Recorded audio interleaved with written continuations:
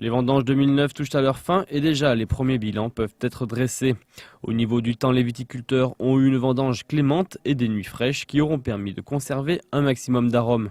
Seule ombre au tableau, les vignes ont produit moins de raisins cette année, lié à un manque de pluie dans l'été, et donc des rendements plutôt faibles. On va vers des déficits assez importants. Je dirais que 20% de moins par rapport à des années normales, on les aura probablement, voire ce sera dépassé dans certaines zones. Chez les vignerons, même constat comme ici à Générac pour la famille Ricom, qui habituellement produit 55 hectolitres par hectare, cette année est en dessous des 50. Nous avons environ 70 hectares de vignes, 20% de blanc et le reste partagé entre rouge et rosé, avec une dominance de cépages Syrah et Grenache. Au château de Valcombe, donc, la famille Ricom exploite le domaine depuis plus de 300 ans.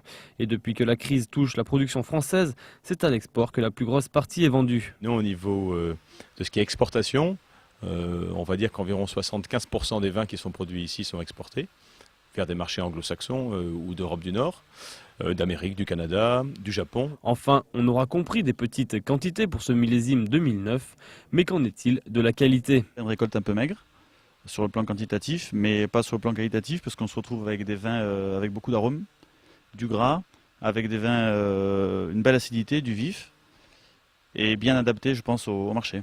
Riche, intense et aromatique, la cuvée 2009 sera donc à surveiller. À noter d'ailleurs que du côté des blancs et des rosés, les stocks risquent d'être vite écoulés.